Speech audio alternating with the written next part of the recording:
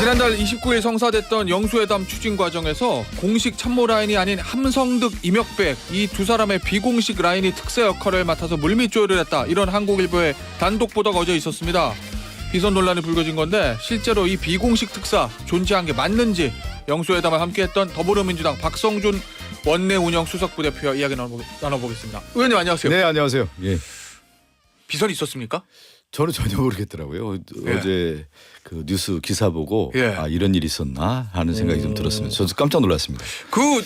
이재명 대표가 이 부분에 대해서 예를 들면 대통령이 결국 그러면은 이재명 대표가 전화해가지고 자 우리 만납시다 하기 전에 이제 이 비선이 움직였다는 거거든요. 어제 그 한국일보 보도대로 하면 예, 예. 그러면 이재명 대표 굉장히 가까우시잖아요. 수석 대변인이셨으니까 당시에 예. 아 용산에서 만난 적이 연락이 왔는데 어떻게 할까? 뭐 이런 내용 말도 전혀 없었습니까? 이제 창구는 공식적인 라인은 천준호 비서실장이 했고 예. 그 얘기에 대한 뭐 이제 뭐라고 할까요? 이제 그 영수회담 과정에 대한 것들은 이제 천준호 실장을 통해서 제가 들었기 때문에 이런 비공식 라인이 있었다라고 하는 것은 전혀 몰랐습니다. 아 그러세요? 예. 근데 지금 보니까 이명백 교수는 아무래도 공관위원장을 했으니까 이재명 대표하고 가까울 수밖에 네네. 없는 사람이고 지금 함성득 교수하고 이명백 교수하고 이재명 대표 세 사람이 만난 것 자체는 지금 맞는 것 같다는 거 맞다고 지금 보도가 되고 있는데 뭐 두 분이 그렇게 얘기를 하고 있으니까 예. 그 뭐 팩트 체크는 더 해봐야 되겠지만 예. 뭐 개연성은 있다고 봐야 되겠죠 아무래도. 어, 왜 그러면 예. 이명백 교수도 그렇고 예. 함성득 교수도 지금 그렇게 얘기하고 있으니까 예. 어디까지 논의가 됐는지는 저는 전혀 예. 모르겠습니다. 그거. 예. 근데 하긴 제가 뭐 이재명 대표라도 뭐 대통령의 메신저를 자처하는 사람이 찾아서 만나자고 하면 그럼요. 그 정치라고 하는 예. 것은 누구나 다 만날 수 있는 거기 때문에 예. 다 만나서 얘기를 들어보는 건 좋은 것 같고요. 전 다만 어제 뉴스를 보면서 깜짝 놀란 예. 게 이제 공식 라인, 비공식 라인이 있을 수가 있는데 비공식 라인은 계속 숨어 있어야 되는 거 아니에요? 비공식 라인을 공식화해가지고 그 내용 자체를 다 공개한다라는 것 자체가 원래의 취지에 맞지 않고 예. 대통령의 뜻에 맞지 않는 행동 아닌가요? 저는 그분이 정말 그러면 예. 대통령의 뜻을 받들어서 뜻을 담아서 얘기를 진정성 있게 했는지도 좀 궁금하더라고요.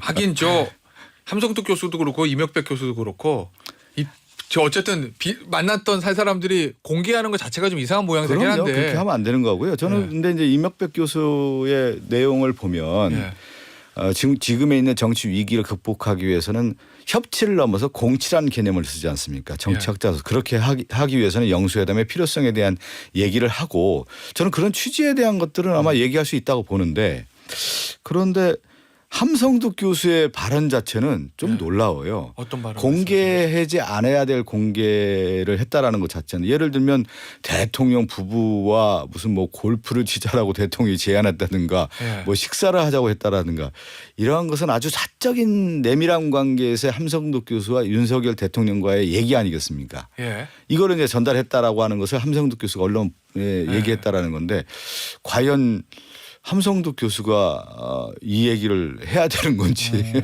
혹시 이재명 대표가 그 부분에 대한 언급이 있었습니까? 어제 보도 이후에? 아니 전혀 저는 듣지 못했고요. 이 보도 이후에도요? 예. 뭐 내용에 대해서 대표께서 얘기하시겠습니까? 이런 내용을. 왜 그러냐 비공식 라인에 대한 얘기는 비공식적으로 끝내는 게 맞는 거죠.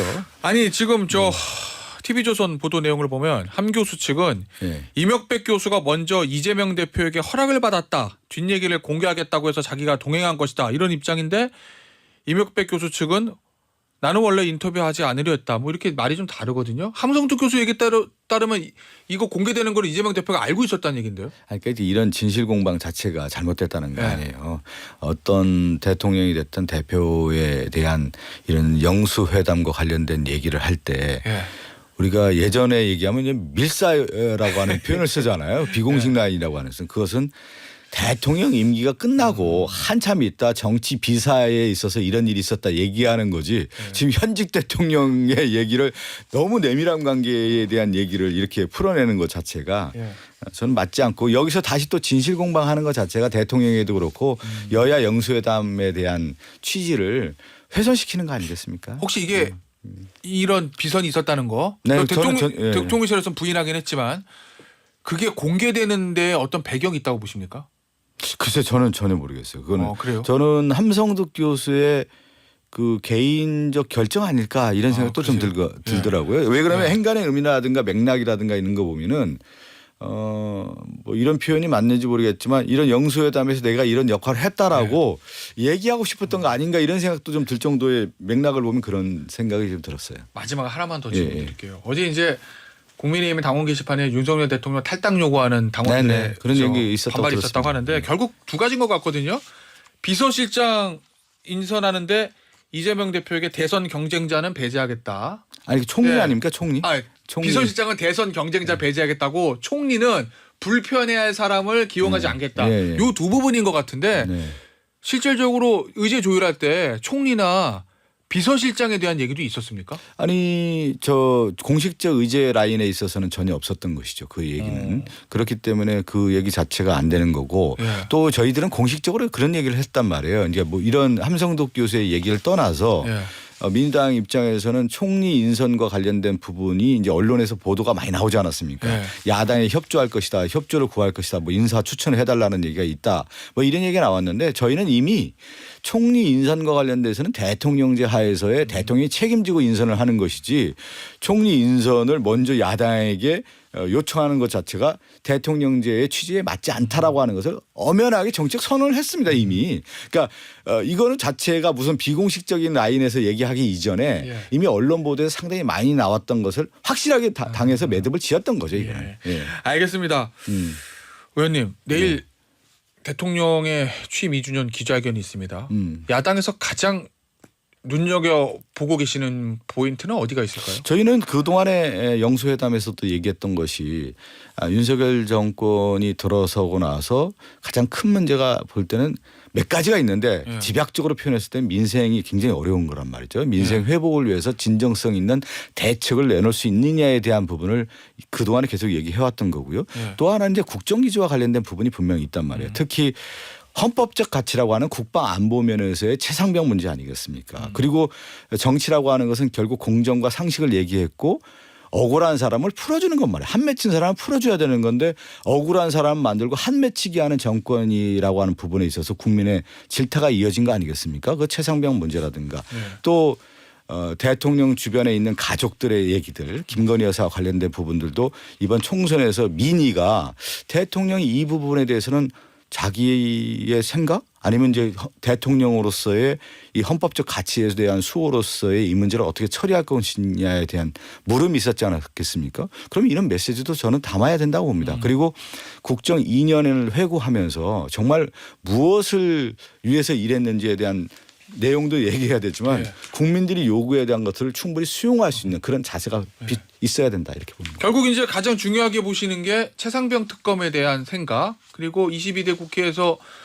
민주당에서 김건희 여사 관련된 특검법을 발의하면 그걸 어떻게 할 것이냐. 지금 검찰 수사에서 어떻게 대응할 것이냐. 그 문제인 거죠.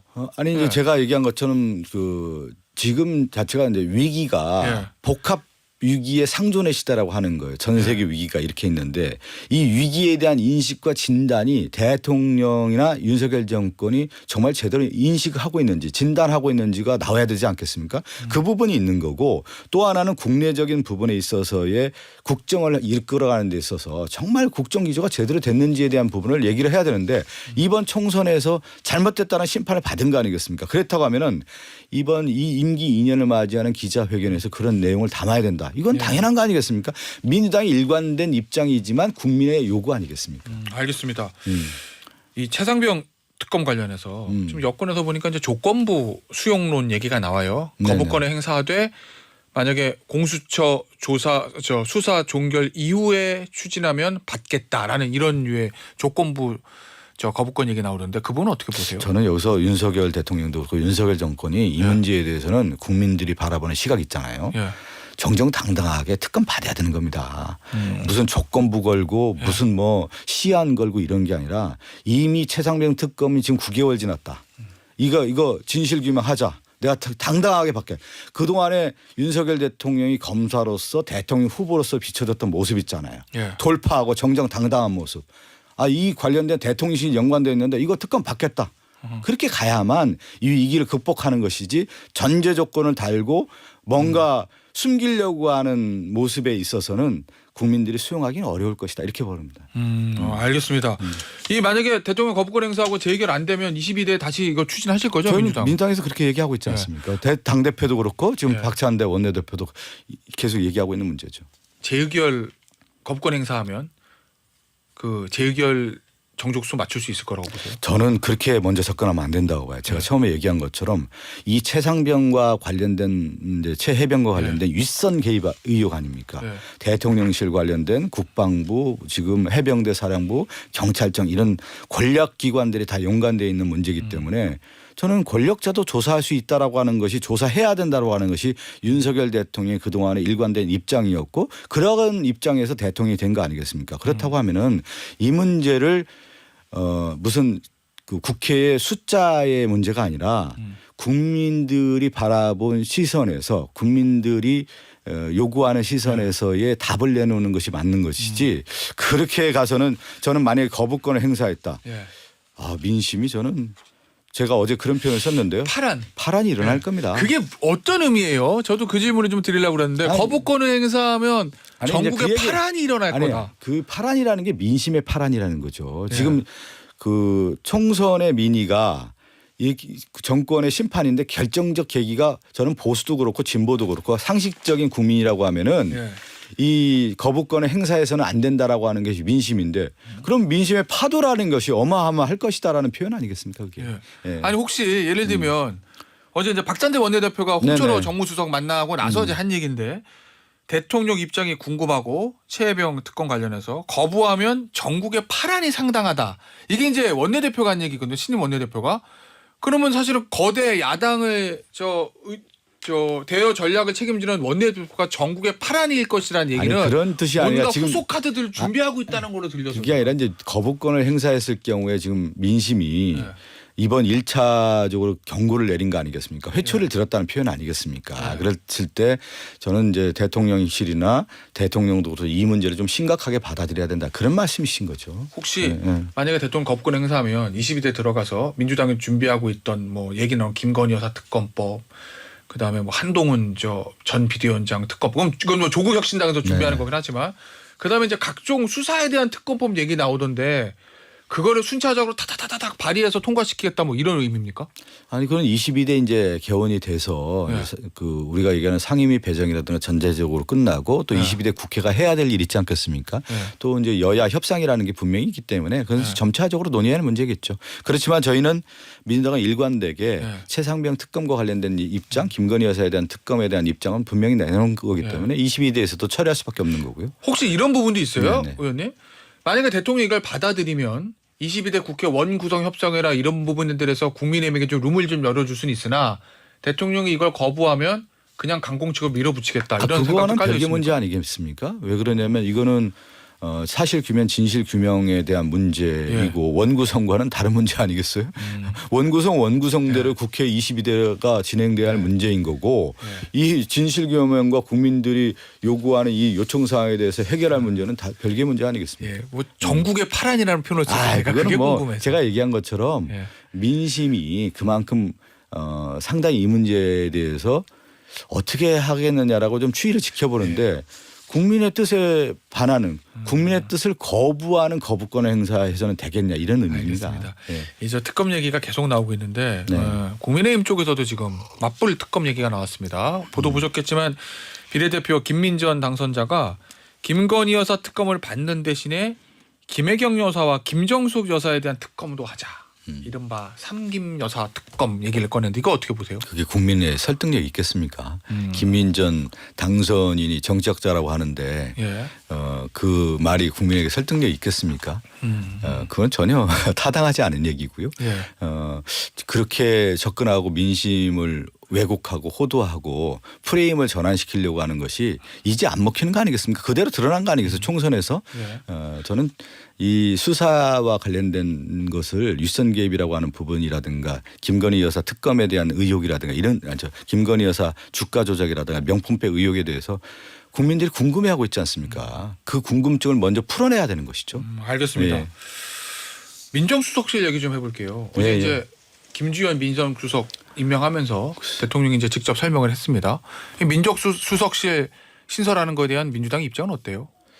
이제 민정수석실을 왜 없앴을까? 예. 근데 대통령이 이 민정수실에 있음으로 인해서 병폐 현상을 검찰이 있을 때 다 봤다는 거 아니에요. 결국 그것이 민정수석의 과도한 권한 집중과 권한 행사로 인해서 권력이 오히려 예. 더 직권남용, 권력이 남용되고 나중에는 이 권력의 병리 현상, 병폐 현상을 가속화시키는 데 있어서 민정수석실이었다고 해서 폐지시킨 거 아니겠습니까? 예. 근데 이것을 부활했다라고 하는 경우는 뭐냐면 국민들이 바로 때 이런 해석을 하는 거 아니에요? 민정이라고 하는 것이 국민의 그 민정 정말 그 어떤 뜻을 갖고 있느냐 그 부분도 있지만 사정 기능이라고 하는 부분을 총괄하고 있지 않습니까? 예. 검찰, 경찰, 국세청 또 국정원 이런 기관들을 총괄하면서 실제 권력 집중을 통한 권한 행사를 더 유지하겠다라고 하는 부분을 암시적인 거기 때문에 거기서 어떻게 이거를 과연 이제 민정수석 부활로 인한 검찰 권한 장악 이런 것까지 다 생각하고 있는 거 아니냐 이렇게 비춰지는 거겠죠. 그러니까 결국은 민심 청취를 목적으로 설치했으나 사정기관 장악용이 될 것이다 이렇게 보시는 건데. 근데 역대 민정수석실이 사실은 민심 청취라는 일명 이름하에 사정 기능을 더욱더 강화하고 권한을 집중시킴으로 인해서 그 권력이 오히려 무너지는 역할도 했다란 말이에요. 근데 그거에 대해서 다시 윤석열 대통령이 과거에 했던 말과 다시 부활시켰다라고 했을 경우에 과연 이제 민정수석실이 어떤 기능을 하는지를 좀 봐야 되겠죠. 그런데 의원님 지난 영수회담 때 사실은 이재명 대표가 저 A4 용지 꺼내서 15분 동안 읽으면서 본인이 네. 하고 싶은 얘기 다 하고 온 거거든요. 그런데 이 민정수석실 설치에 대해서 대통령 얘기 꺼냈을 때 거기서 크게 반대하지 않았다. 이런 보도가 있었어요. 아니 그거는 그런 뜻이 아니었고요. 예. 이런 얘기였거든요. 그 당시 이제 그런 의심하신다면은 민정수석 설치하면 안 됩니다 이렇게 했었어야 되는 거 아니에요? 민정수석에 대한 정확한 얘기가 아니라 그 민정수석실에 대한 워딩으로 간 건 아니고 예를 들어서 언론과 관련된 부분을 지금 너무나 많은 수사가 진행돼 있다. 기자들에 대해서 이런 명예훼손죄로 해서 압수수색 강제 수사를 하는 부분이 있으니까 대통령께서 알고 계시냐 했더니 대통령께서 잘 모른다라고 하면서 지금 민심 청취 기능이 상당히 좀 약화됐기 때문에 그런 직제 개편을 하겠다라는 말씀을 하셨지 이렇게까지 뭐 하겠다라는 얘기를 구체적으로 한 건 아니시고요. 그러면 이제 이렇게 한번 말씀을 좀 드려야 될 것 같아요. 앞으로 그러면 민정수석이 어떤 역할을 하나요? 지금 봤을 때는 검찰 통제를 더 강화하겠다라는 의심이 더 큰 거기 때문에 대통령도 그렇고 만약에 민정수석도 그렇다고 하면은 이런 최혜병 관련된 부분은 오히려 더욱더 전향적으로 국민의 눈높이에 맞춰서 추진해야 된다고 봅니다. 마지막 질문 짧게 드릴게요. 이재명 대표가 다음 대통령이 돼도 민정수석실은 절대 설치하지 않을 거다. 항상 그 정치라고 하는 거 가정법을 통해서 저한테 물어보는데 그거는 추후에 국정과 관련된 차기 정권이 어떻게 대통령실이라든가 정부기관을 운영할 건가에 대한 컨셉이 있는 거 아니겠습니까? 그 컨셉에 맞춰서 그 정부 조직 개편을 하는 것이지 여기서 지금 얘기하는 건 타당하지 않다고 봅니다. 알겠습니다. 여기서 인터뷰 마무리하도록 할게요. 더불어민주당 박성준 의원이었습니다. 감사합니다. 예, 감사합니다.